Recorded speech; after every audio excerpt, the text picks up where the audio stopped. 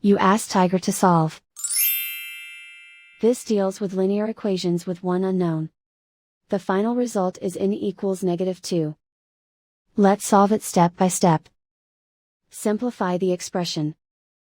Expand the parentheses. Simplify the arithmetic. Multiply the coefficients.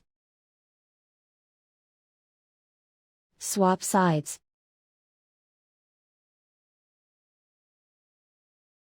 Group all constants on the right side of the equation. Subtract 36 from both sides. Group like terms. Simplify the arithmetic.